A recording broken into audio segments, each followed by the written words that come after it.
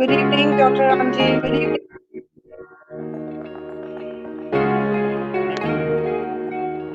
Thank you so much. Thanks for joining. Good evening, ma'am. Good evening. Good evening.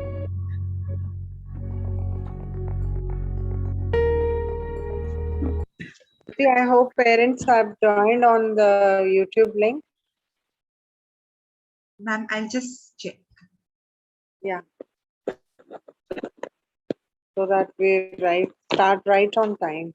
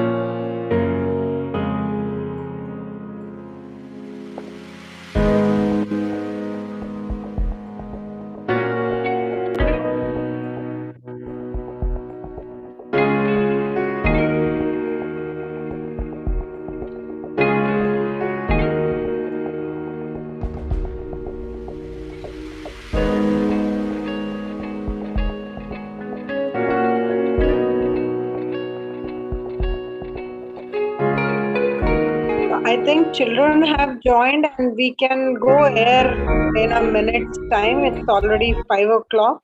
Yes, ma'am. Are you all watching on YouTube also? Because Yes, I'm not. simultaneously. Yes, ma'am. So parents have joined in? Yes. They are joining, ma'am. They are joining. So should we wait for 2-3 minutes or should we go air? Ma'am, just a minute, just 1-2 minutes more because Alka ma'am is also joining. All of a sudden, laptop, there was some technical issue. She's joining soon. In a minute, she will be joining.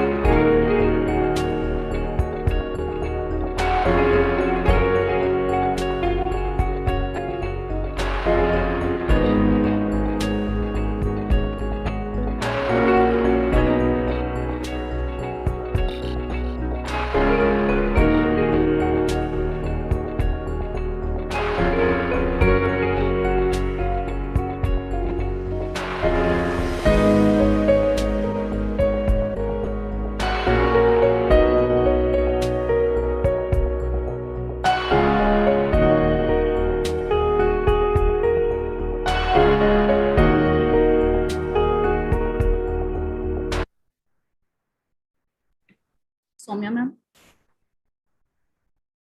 Should I start? Yes, Soumya, yes, please. Okay, okay. Yes. A warm good evening to my dear students, parents, and teachers. I am delighted and honored to welcome a very special guest this evening from the circle of verified names of India's select men of distinction. His name carries a legend of achievements with intent. He is an alumnus of our school batch 1973. He is none other than Professor Dr. Siddarth Ramji, whose name needs no introduction, for he is an integral part of Bhavan's Mehta Vidyalaya. Yet today, I have the onerous duty of introducing to you all Professor Dr. Siddarth Ramji. Professor Dr. Siddarth Ramji is the Director, Professor of Pediatrics, Neonatology, and former Dean of Maulana Azad Medical College, New Delhi. Great to have you, sir.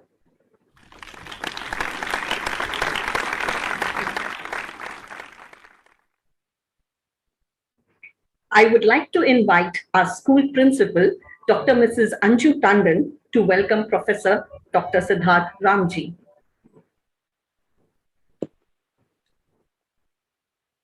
So, good evening to one and all present on this online platform. I think it's a great honor, first of all, to welcome Dr. Siddarth Ramji. So, at the onset, my heartiest welcome to Dr. Ramji.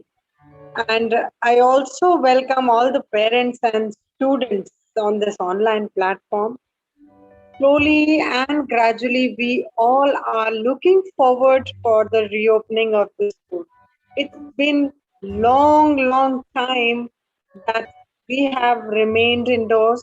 We have continued our studies online, but now things are moving in positive direction, and we all are looking forward that we resume school with the same spirit with which we did we used to work earlier. So I think now the time is coming, but parents have little apprehensions about the reopening of the school, and including all of us. We also have so many questions to ask, and who can be a better person than Dr. Ramji, who's currently the director and professor of pediatrics and former dean, Maulana Azad Medical College, New Delhi, as Soumya has already said. Not only that, he is the chairman of the Committee of Management of COVID in Children and Optimizing System Preparedness of the Government of NCT of Delhi. He was also the member of Pediatric Expert Panel of the Lancet COVID-19 Commission, Indian Task Force for Planning, for Protocols, and for Policy Guidelines for Pediatric COVID-19, and also member of COVID-related expert groups. He has been the chairman of several technical and advisory committees of the World Health Organization, Government of India, and other national scientific bodies for research, innovation, and health system implementation. And most importantly, he is the alumnus of 1973 batch of the school.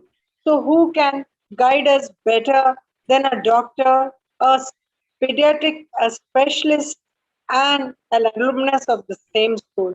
So looking forward to hear you, Dr. Ramji, and we are indeed grateful and thank you in spite of being so busy all the time. You have spared this time for your alma mater, and I'm sure all our teachers, all our students, and all our parents are going to be benefited by what advice he gives us. He guides us for regarding school reopening. Thank you, sir. Thank you so much. Over to you, Dr. Ram. Thank you, ma'am.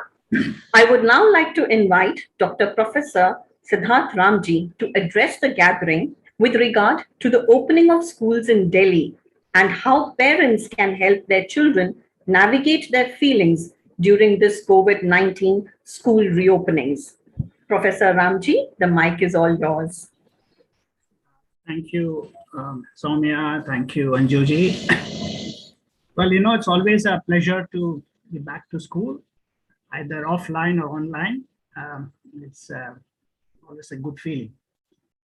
And I'm particularly very happy to talk to all the parents and students this evening.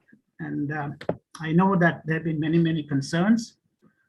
We were pretty bad several months ago, things seem to be a little quieter now. And I think it's very important for us to kind of move ahead in life and understand what's happening. I know that there will be very many queries from students, parents, and the school teachers alike. But let me give you a little background, which I think is important for us to understand the context of what decisions we make about how schools are to reopen and what we need to do. Let me touch upon three things. One, what has been the impact of the disease itself on kids during the last 19 months, particularly for India. What has been its impact in terms of not being in school for such a long time, and possibly what we need to do when it comes back to getting back to school physically. So, as part of the Lancet Commission, when we evaluated the data sets, because there's always this concern that if you were to get a third wave, which was slated sometime during the current period in which we are, children would be more affected. This was a concern that you all must have heard of. But when we looked at all the data sets that we had through each month that we had since March of 2020, children have been affected in very small numbers in terms of illness severity that needed hospitalization. We know from our sero surveys now that the sero positivity among children has been very comparable to adults, which means that children get infected but are largely asymptomatic or mild. And we know that in India, all the age groups, less than 20 constitute only about 12%, and those who are less than 10 constitute only about 3%. And bulk of these age groups, again, were mild and very few needed hospitalization. So one thing is clear, and this is not only true for India, this is true globally. Children, for very specific scientific reasons, I shall not get into that, but to say that younger the child is, less the likelihood of them getting an infection, which will become severe enough to get hospitalized. So they're mostly asymptomatic and mild. The ones who have had serious illness are those who've had, comorbidities like kidney disease or heart diseases, chronic heart disease, cancers, morbid obesity. So those who have generally been healthy, I don't think it's a matter of concern. And this is one of the concerns, is that what if my child goes to school? I'm sure many parents have been asking this question. Kya hoga yadi main school jaun? Bachche ko infection hoga ki nahi? We know that schools have never been an epicenter for any infection anywhere in the world, either in India or anywhere else. Please remember the countries like Netherlands, for instance, which had the shortest lockdown in the world, have been running schools and institutions for a long time, and they really haven't seen children being affected so much. So the first assurance that I want to give all of you is that even if there is an infection, right now the transmission rates are very low, particularly in Delhi, barring states like Kerala and something like Mizoram, which are also on the decline, but we have not had too many hospitalizations there. Children are less likely to be affected. Notwithstanding, it's not that children are all staying at home. If you walk through the streets of Delhi and other cities, you'll find everybody is on the move. If you go to markets, you'll find markets are flooded. So it's wrong to say that school interaction alone will create a problem. People are now moving around in spite of all the movements that we have had. We haven't really seen. So number one, serious illness in children, a need for hospitalization, even at the peak in April, May, when we are really at the highest peak, we did not see that. So we expect that even if there's a rise, as it might happen when things open up. But I think the concern of parents that my child will get affected with hospitalization is low. Now let me take on the second part, which is what has been the impact of the school lockdown for 18 to 19 months. I will not talk about what has happened to the educational needs, of course, but everybody knows.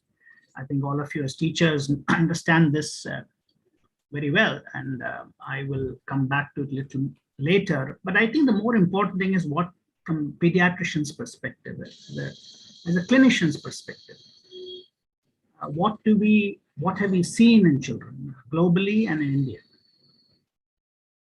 Well, clearly, children have expressed a great deal of loneliness. And if you look at children, especially in the primary schools, those who are affected, obviously you can't do primary education through online systems.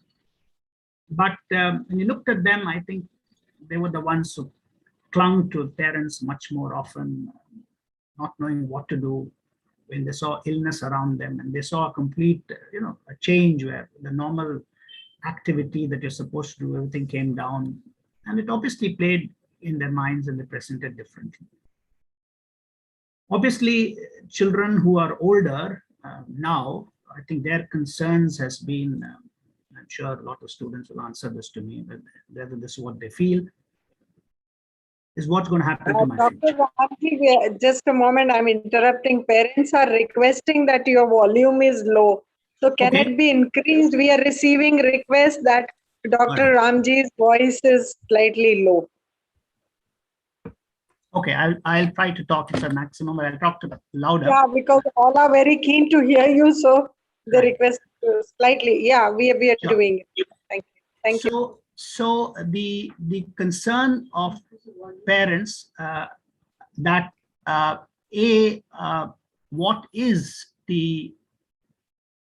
children have this problem, what's going to happen to my future? They have missed out a lot of school, and obviously those in high school are seriously concerned about what's going to happen to them when they're about the future, the college life, the universities. And I think we must remember that educational processes, you can't learn everything online. We need to be able to translate what we actually learn into the real world. The three-dimensional aspect of our lives they must know how to translate. So while they are learning online, they get some cognitive, they get some information, knowledge, but the ultimate translational capacity is something that's missed out. So it's very, very important for children to be able to actually come back. Another very, very important thing, which is something which we have never paid much attention to, but the COVID forced us, and that is the time that they are on screen. Before the COVID, children spent time on screen on various digital devices, TVs, and so on. We didn't pay much attention to that. Of course, there were studies to show that continuous exposure does have a very detrimental effect on the neurocognition, on the ability of people to be imaginative, to be creative. That is something that is impacted, especially in the younger ages. Now with COVID, the time they spend on like a classroom situation is many, many hours. We do not at the moment know what will do to these kids. We will have answers several years later as to how it might have impacted them. And so it's very important for us, therefore, to kind of minimize this online exposure and bring them back to physical interaction. Children also need peer support and peer interaction. So not only do they need teachers, they need peer interaction, they need to be creative. All this is missing out, and I believe that these are effects that we would not like to continue because I think I've talked to many children. We had similar problems when we had to open up our medical college in the country, and we always argued that medical student needs to come back because they can't run away from pandemics and epidemics. But even there, we had concerns from parents and children alike. But of course, many students after a point of time wanted really, and now kids are back in full time, and they are actually very, very happy to be back back to college. And I'm sure many students are equally would be happy to come back. Of course, we also had complaints, and I'm sure how many parents, they may ask themselves, बच्चे का वजन का क्या हुआ, घर पे बैठे रहते हैं, कोई physical activity नहीं है. Even if they're not watching TV for entertainment, but यदि वो 5-6 घंटे स्कूल का काम करे, उसके बाद टीचर उसको कुछ काम भी देती है, so the children are all the time there. And I think sometimes out of our guilt feeling that we are not offering anything to our children, we also are quite happy to let them eat and do things which normal course we not have done. So I know that in many places, many kids have actually put on weight. So are parents. And the third part is parents themselves. मैं सारे parents से एक सवाल पूछना चाहता हूँ. How did you cope up with this whole problem? Remember कि आप जो खासकर जो working parents थे, they had to work out of home. At the same time, they had to work with their kids, which normally teachers were doing at school. So you only had a few hours afterwards. But you actually now are taking over the role of what teachers would have done in a classroom. And that's not easy because all of us, हम सब में capacity नहीं है कि वो subject हम समझें और बच्चों को समझाएं. हमें अपना काम भी करना है घर का, हमें यदि हम बाहर काम कर रहे हैं वो भी ऑनलाइन काम होता है. और जब ऑनलाइन का काम होता था उसमें कोई ऑफिस का टाइम था ही नहीं, क्योंकि लोग कहते थे कि भाई ऑनलाइन हो तो आप रात के 9 बजे भी काम कर सकते हो, संडे को भी काम कर सकते हो. तो जो ट्रेडिशनल ब्रेक हमारे पास होता था, as a result of which we could spend, that was not there. So clearly everybody staying at home hasn't been very good either for the adult or for the child.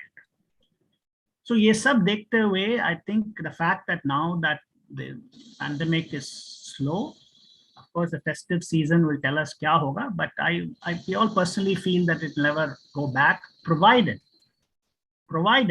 we take all the appropriate measures to protect ourselves.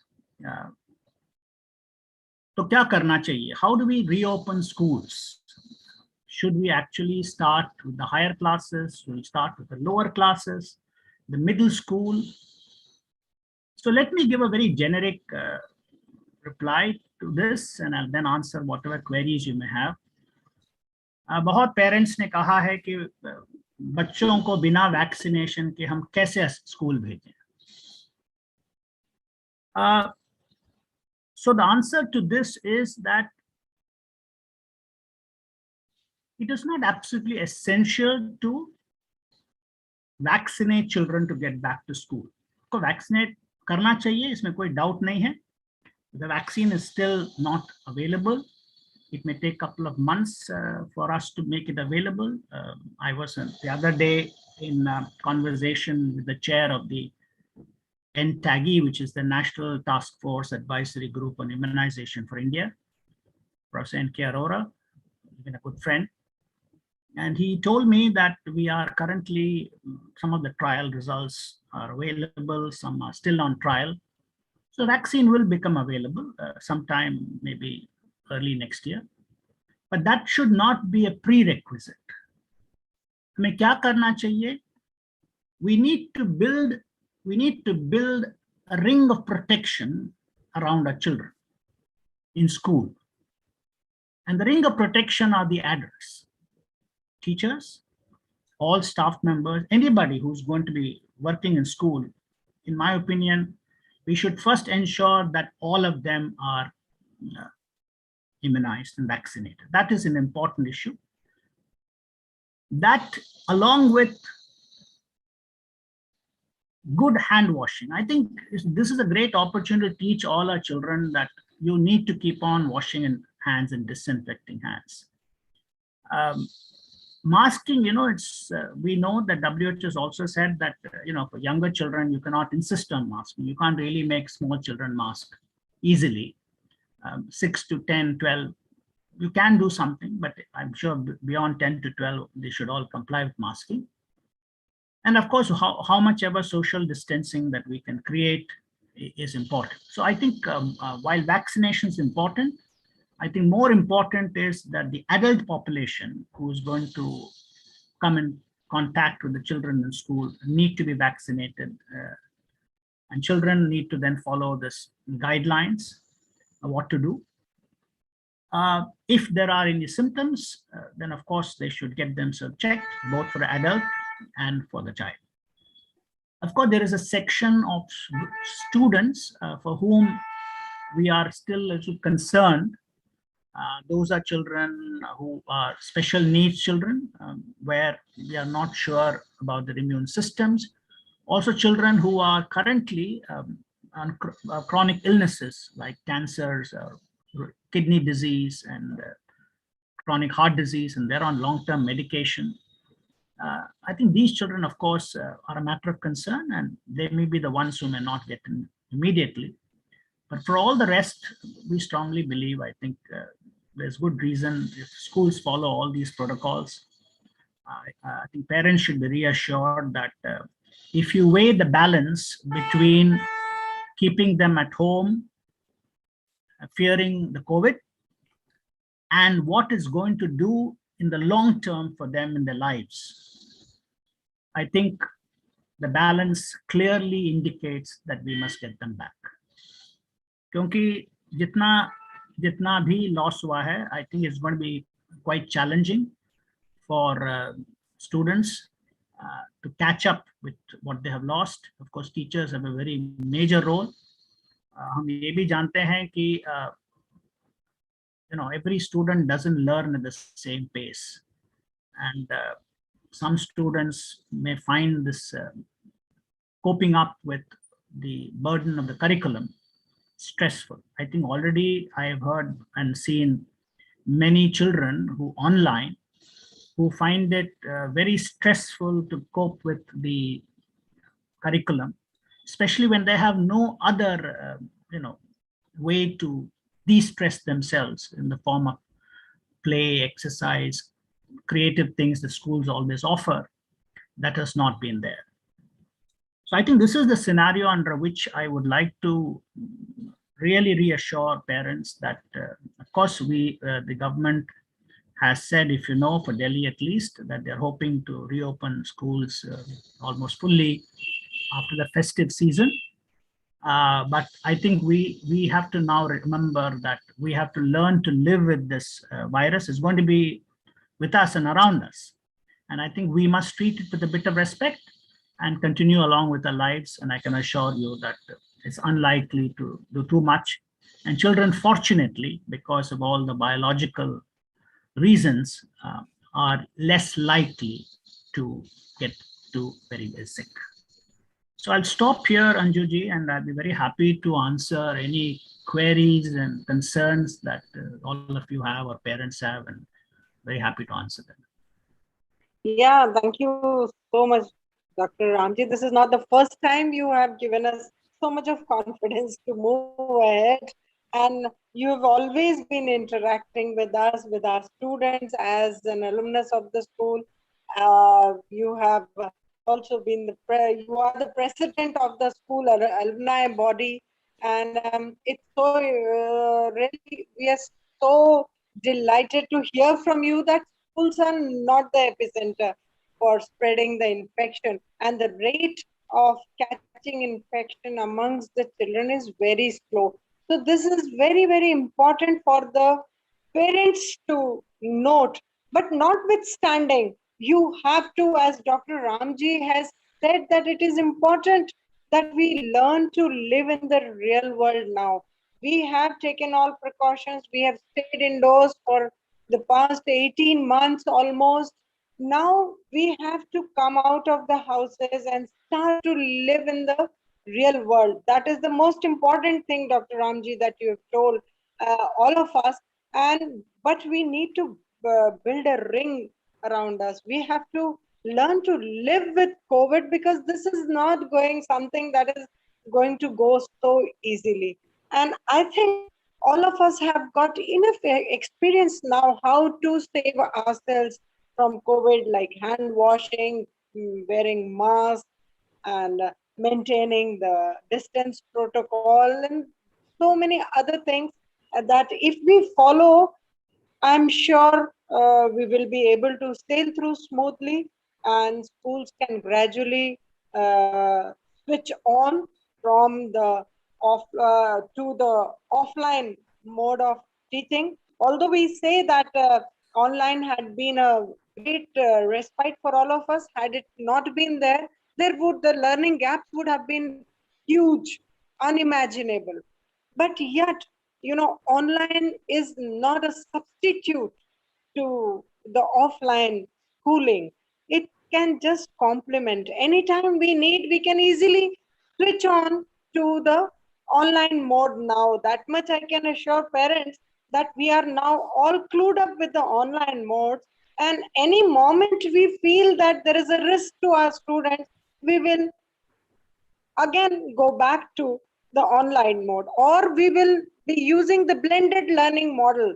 We will reduce the class strength, we will use the blended, we may call them alternately, we may call them 3 days a week, whatever will the best possible. But it is important that they come to school, because socializing, physical exercises, there are so many other important things that we do in the school campus. So I think, thank you so much for reassuring us. Thank you so much for giving us all the strength. You really encourage us to move ahead. And on behalf of the school, I assure you that the school will follow all the protocols, all the cleanliness protocols, as well as social distancing, so that school are, because the children are our priority, we will do our best to keep them safe. At the same time, parents have to take a lot of precautions, we have to teach them, and students also have to be very, very cautious that they remain in that ring, that bubble where their health is not harmed. So thank you once again. I think our students are there ready with so many questions, and then our teachers are looking at the YouTube, and we will take on the YouTube questions as well, Dr. Ram. Yeah, please. Thank you, sir, for Jyoti. your clear and articulate talk. Now, let us begin today's rendezvous, for which I would like to invite our student representative from the school council, Shambhavi Nathani of class 12A, to ask Professor Siddarth Ramji some of the most frequently asked questions from the parents. But before we begin our rendezvous, I would request our viewers on YouTube to post their queries and questions in the comments section, which will be taken up shortly after the frequently asked questions. Over to you, Shambhavi. Very good evening to you, sir. So first off, I want to begin by asking what the symptoms of COVID-19 in children are. Okay, you know that COVID is one viral infection, and it causes primarily, it's a little to the respiratory tract. So it's like, often like a common cold. You may have fever, you may have cough, running nose. And one other feature of which you have in children that adults don't manifest is in the form of diarrhea, loose stools, diarrhea. So remember that it's by looking at a child with some symptoms, it is not possible for us to differentiate COVID from any of the other viral infections that usually happen at the same time. What has happened just now, you saw that we have no COVID, but we have a huge number of dengue cases that have now crept in. So it's a replacement of one to the other, but be rest assured that it's like a common cold. And now the question that you may ask me is that should then everybody with common cold be therefore tested for COVID? Now, obviously, if you are in a pandemic or epidemic situation where cases are large, one would consider that you should. But now that the case numbers, loads have come down, I would say that just because you have a cough and cold and others don't have, you just follow the standard precautions. Assume that you possibly could have COVID, and masking, and other things are very important. And I would actually say one more thing, Shambhavi. Unlike in the West, remember in most of our homes, we also have our grandparents with us. And we know that the elderly people are more likely to get, if they get infected, are more likely to fall sick. So my advice to all students is that if you have any cough and cold at home, please ensure that you and your parents and your grandparents wear masks at home, because you need to protect them. Of course, you need to protect yourself. But as I said, you will improve in 3 days, but somebody is older may actually fall sicker. So I think you shouldn't worry too much about yourself. You take the precaution, but ensure that your grandparents stay protected too. Taking the precautions, absolutely correct, sir. So another question is, how effective are the face masks in protecting us against COVID-19? All right. So we need to understand that the primary mode of transmission of this infection, like any other respiratory, is through the respiratory tract droplet. So that means you cough or speak, even when I speak, droplets are flowing through. And so this droplet is what can reach, and that is the scientific basis of giving this distance was based on how much droplets can travel. There have been some concerns of whether droplets can float in the air and still go. So clearly, if you wear a mask, and the standard triple layer mask, which is not the N95, because most of us don't have a very high burden of these organisms in our oral cavity, this is good enough. So if I and you, both of us wear this mask, we are quite likely to ensure that we won't transmit. N95 masks are really meant for people who are working in areas with high density of the virus, like if you're working in in all those healthcare centers and facilities where COVID positive patients are being admitted and where the transmission rates can be higher. At the present moment, with such low rates of transmission, I think even our standard triple layer masks that are generally available are generally good enough. But you must remember one thing, that these masks, the moment they get wet or soiled or something, you need to change them, right? And the advantage of some of these cotton and these triple layer masks is that you can reuse them until washing after, say, 15, 20 times. So you can recirculate those masks for some time, unlike the N95, which you can't recirculate, you just have to discard. So, sir, I understand both of them are equally effective. Equally effective when you talk about the common man. I'm not talking about even a hospital, no, but if you're the way we live at home and we go around the market and schools, I think they are reasonably okay to help us. Also, sir, when it comes to children's immunity, what sort of a diet do you think should be given to children to improve their immunity? They should eat what is normal. Our body has a great capacity to fight infections, and we know that a key factor, of course, is nutrition, but a key factor is also our mental status. Everything gets controlled from this CPU up here. This hard disk up here controls everything. So if we have a lot of negative feelings, it actually can suppress our immune system. So while we have normal good food that we always would have had in normal times, we also need to remember that find ways and means to ensure that we remain de-stressed, right? Because all the master glands up there are controlling our immune system, and the great orchestra that goes on inside our body needs to be conducted. And that conductor is going haywire. The music is also disharmonious. You know that. If somebody goes offset in a choir, you realize the music doesn't sound good. So nutrition is important, but I don't think there is any specific food saying it will boost your nutrition. you keep reading, hearing about a lot of things that people say, give this, it'll immune. Well, do have them.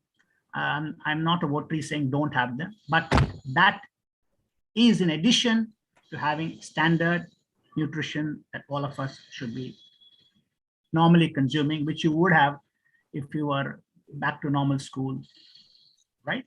Mental well-being. That's actually something new I did not know about.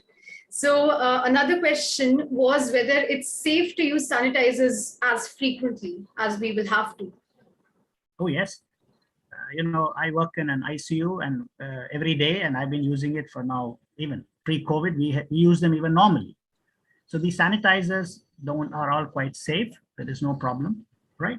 You can even use soap and water. It doesn't matter. It's not necessary. You should always have these sanitizers. Even if you have use soap and water, it can remove a lot of stuff. So my advice is that, this is a very good thing for people to do, to hand wash. And I can share with you, I was in Japan in the late 90s, and I spent about 3 months there. And I had the opportunity to live next to a school. I never knew for the entire duration of the day that there was a school in place. Our schools are also noisy. We all make noise. We love getting out. Japanese children are awfully disciplined, and they just simply follow, but they are very, very conscious about hygiene. You have to leave your slippers outside the class or outside their home, right? They go and wash their hands before they do anything. So I think, what I'm trying to say is that you don't have to do anything extra. If you follow general principles of hygiene, right, I think it's just fine. We don't have to go overboard about anything, but I think general hygiene is what is important. So, yes, sorry. Go ahead, go ahead. Just a moment. Dr. Ramji, our class nursery to 2 teachers have, I think, conducted n number of activities regarding handling, and our children are now quite clued up that they have to frequently wash their hands, because we have showcased it many a time.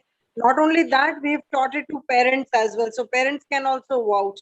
So our primary children are doing it very well, and they're quite trained now that they should wash their hands. They carry their paper soap with them, and all those things are taught as a normal schooling also, pre-COVID also. We used to teach them. Now we have increased the intensity of it.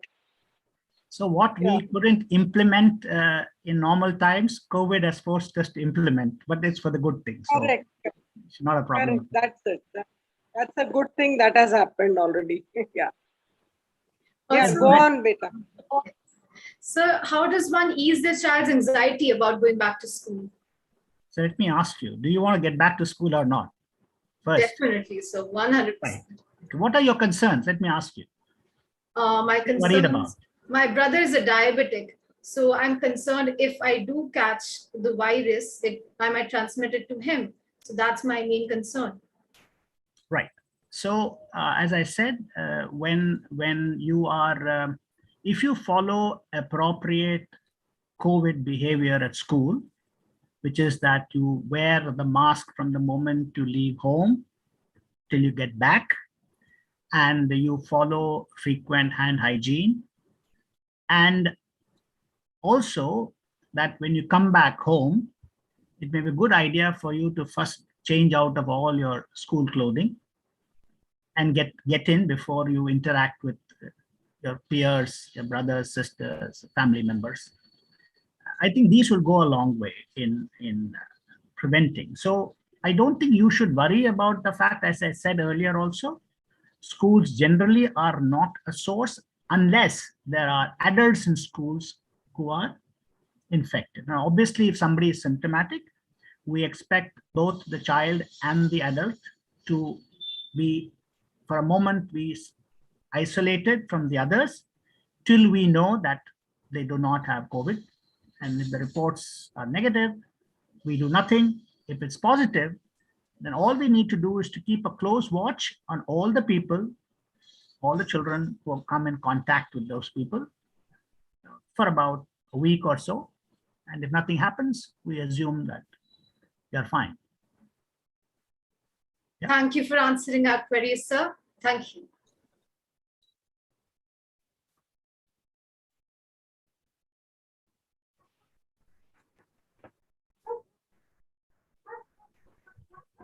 Shambhavi, are you through with your questions? Yes, ma'am. Okay. So thank you, sir, for answering all those frequently asked questions. I'm confident a lot of anxieties and queries on part of both the students and the parents would have been resolved after hearing your talk. Now, continuing with our conversation with Professor Ramji, the school counselor, Dr. Jyoti Dev Rishi, would now be taking up some of the questions from the comments section for Professor Siddarth Ramji. Over to you, Dr. Jyoti. Good evening, sir. So we have picked a few questions from the chat box, though most of the questions are already been answered by you in the session. So we are actually left with very few questions, I can say. Sir, my first question is, with so many brands of sanitizers available in the market, as a parent, which one should I pick and why? Well, we expect that it's very difficult to actually say there's so much that has come to the market, and unfortunately, there is no way for me to say which brand. All we need to remember is there need to be enough alcohol in them, because alcohol is the base that you use. But I also said that even simple soap and water, in my opinion, is reasonably good enough. After all, we must remember, what are we trying to do? We are trying to ensure that any organism that we might have got into our hand, and the commonest way we get in the hand is we go around touching our faces, right? And that's the way we're going to get it. If I don't touch this, nothing's going to happen. And so we know from our general principles of hygiene that we teach in medical schools and everywhere else, even to the community, that soap and water is actually good enough. A good detergent actually can remove most things. So in my opinion, even if you don't use alcohol, but use soap and water, in my opinion, is good enough. Except that for soap and water, you need to get to a place which has a water source and the soap. The advantage of a sanitizer is there in your pocket. You can use it. If you think you've come in contact with something and you want to disinfect, you can do that. So it's very difficult. As long as it's a reasonable alcohol content is present in it, these sanitizers are good enough. And most of them also have, remember, if you just keep using alcohol all the time, as we used to earlier, our skins used to get dry, and so they now have softeners, skin softeners built into them, so that the frequent use doesn't really cause too much of a problem. So I'm not in a position to say which brand, but I think any of them should be all right as long as they have enough alcohol. So I think washing hand is enough, because I've seen parents, seen other people also, they'll wash their hands and then they'll use sanitizer. So I think then washing hands is sufficient, I think. In case we don't have soap and water, then we can, of course, use sanitizers. Well, we must remember one thing, that if your hands are dirty, then sanitizers won't work. Because remember, the sanitizer, which has alcohol, which has to come in contact with the virus, will not do so if there is dirt and grime. यदि हाथ गंदा है तो नहीं काम करेगा.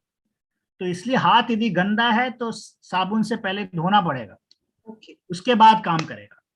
यदि आपके हाथ साफ हैं, ज्यादातर दिखने में गंदगी नहीं है, then आप सैनिटाइजर यूज करें तो it's fine. But if you have obvious visible dirt, then the first thing is soap and water. And यदि आपने soap and water हो गया, तो मेरे को नहीं लगता है कि उसके ऊपर अल्कोहल की एक्चुअली आवश्यकता है, because you are not, as long as you're not come in contact with the patient who is, or you're looking after a patient who is got COVID. Yes. Okay. So my next question is, are children at lower risk of COVID-19 than adults? Because a lot of questions, though you have already answered, but I got a lot of questions in the chat box. Yes, very, very evident when you look at the age profile of children. So the answer is that, you could remember, we can harbor the virus, But will the virus create disease in me is the question. Yes. So when you looked at the sero surveys, which showed that such a large number in places, there are places where 70-75% population is seropositive, including children. But they never, if you ask them, did they ever have illness? They said, no, we never had any symptoms, or we had mild symptoms, we never got hospitalized. So what does this mean? It actually means that the receptors that are required for the virus to attach itself and create a set of reactions for infection to translate to disease, those receptors are less, and so children are less likely to suffer from severe disease. But it doesn't mean that they cannot harbor it. It doesn't mean they cannot transmit it. This is true even for people who are vaccinated. Yes. We must remember कि मेरे को vaccine लग गया तो हाँ जरूर मेरे को कुछ होगा नहीं, लेकिन इसका मतलब ये नहीं है कि मैं दूसरों को नहीं दे पाऊंगा. So our advice has always been that even if you're vaccinated, you need to wear masks, because you may not get severe disease because the vaccine has some protection for you, but you can transmit to somebody who's not vaccinated. And this becomes particularly, that's why we said that schools our children are not vaccinated. And adults therefore need to be vaccinated, and we all need to wear masks. Yes. 2 people wearing masks, the transmissibility is less as compared to 1 person wearing the mask, other is not wearing the mask. Absolutely, sir. And sir, parents are also worried that when the child will come to school, he needs to wear mask for, another 5-6 hours. So they're a little worried about this. Lot of questions on this. That is it okay that my child will wear mask for continuously 5 to 6 hours? Lot of questions on this. Yeah, very So important. wearing the mask is not a problem, as and I wanted- said. Wearing a mask is not a problem. As I said that we have seen children in Japan and all wearing masks, Yes. even before COVID, because they were so worried about the pollution, right? And also microbes. आप India के सड़कों में जो फार east से आते हैं, Japanese, Koreans, Chinese, even pre-COVID, you would have seen them all wearing this mask. They're paranoid about the microbes and pollution and things of that kind. So 4-5 घंटे is not an issue. Yes. But 4-5 घंटे में कभी भी क्या 4-5 घंटे में full time पहनते हैं, वो होता नहीं है. तो बीच में आप कुछ खाना चाहते हो, कुछ पीना चाहते हो, कुछ करते हो, तो these keep slipping up and down. So it is of course desirable that you wear, but wearing it for 5 odd hours causes no problem. So we in hospitals wear it for a very, very long time. So there's no issue. But यदि वो बहुत गीला हो जाता है in that 5 to 6 hours, then it may be better that you don't continue to wear it and you change, because the moment it becomes wet, it is now going to allow more transmission to happen. Yes. Sir, another question is, can coronavirus be transmitted through food, water, or fomites? No. The only source by which it can come is the respiratory tract, as we know. People have, why this comes is when you see reports of people saying, oh, I found RT-PCR on the stool sample of XYZ patient continued to show RT-PCR positive for several weeks.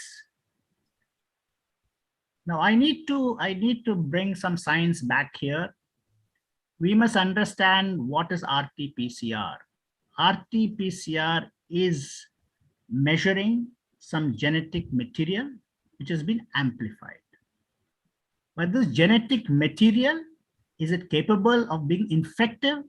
Is a different question. If we have a genetic material pulled out of the virus structure, it may just simply mean nothing. It may not be, it's just present. So it just tells you कि ये genetic material इसका. हम तो Egyptian mummies में भी तो DNA करते हैं, वो genetic material for centuries is there, but it's not going to cause any problem. So we know clearly now, we have no evidence at the moment that other than the respiratory route, there is any other known route by which it can happen. Right? Yeah, yes, you may argue कि किसी ने छींका है और वो उसने mask नहीं पहना, that came onto my table and मैंने वो टेबल को उस टाइम गीले गीले में छुआ तो मेरे से हो रहा, then that's a different issue. But otherwise, just touching a table or a chair, of course we have now, the only good thing about this belief is that all our tables, chairs in public transports and public places and offices are constantly clean, much more than they were in the past. So I think that's a good thing, but I don't think it has any role in transmission. So parents should all be very, very reassured that masking is important. Yes. So my last question is, which group of children with pre-medical conditions like diabetes, asthma, obesity, etc. are more at risk of getting COVID-19 infection? Because nowadays we are seeing diabetes, asthma, we have children with diabetes and asthma and obesity problems. So parents are keen to know about it. So yes, so if we look at the data from India and also from overseas, we look at conditions which are likely to affect your ability of the body to fight an infection. Of course, diabetes in children, though not so common, is one of them. It also is true for people who are on immunosuppressant drugs. There are children who might have undergone a bone marrow transplant or a kidney transplant who are on immunosuppressive medication, or those who have some cancers and are on therapy for the same, or are morbidly obese. Not just obesity by having a little BMI above the upper limit, but जो really बहुत ही मोटे हैं, they have a real problem. So इनके अलावा I don't think asthma and all makes any additional risk. See, asthma में क्या होता है कि any kind of viral infection or even environmental pollution, dust, can trigger asthma, which is nothing but a reactive airway. It simply causes your airway to narrow down. The spasm that happens is triggered by many things, even temperature change. बहुत ठंडा हो जाता तब भी हो जाता है, कोई किसी प्रकार का pollution हो उससे भी हो जाता है, pollen से भी हो जाता है, infection से भी होता है. So it is not that they are going to get infection. Their asthma may get worse, but they may not end up with a COVID-related serious pneumonia. So that's, I don't think, is a concern for them. Thank you so much, sir. Thank you. Right. Thank you, sir, for answering all the questions with clarity and precision with your medical expertise.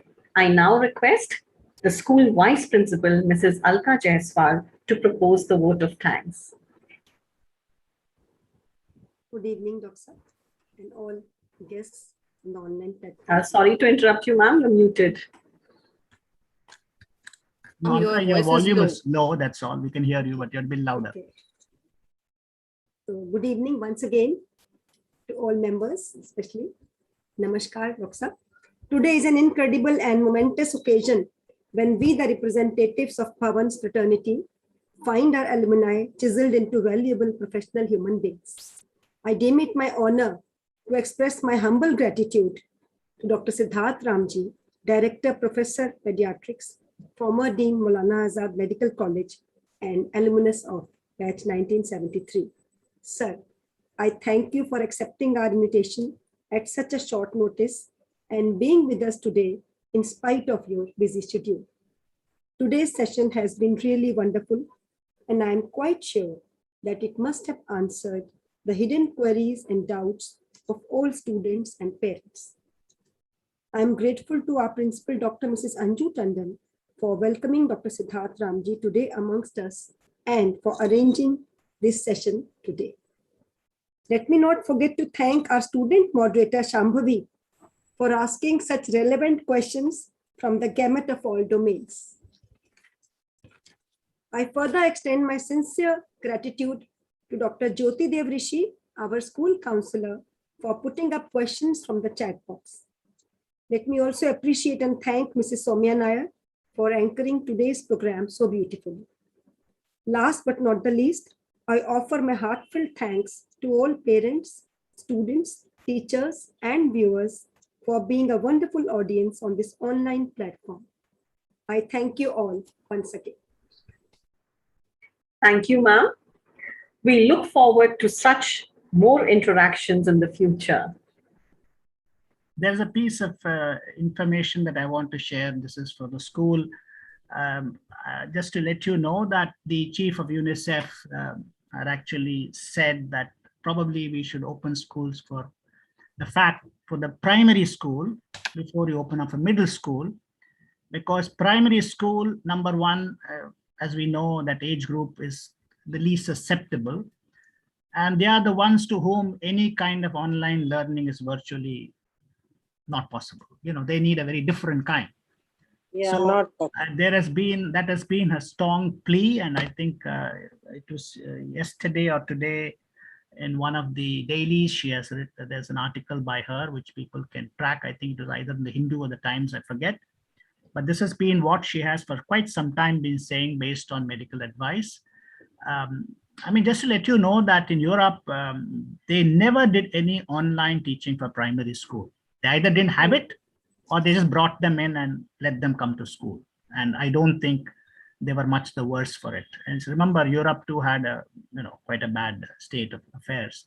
So I think a time will come when we'll have to bring in our primary children also.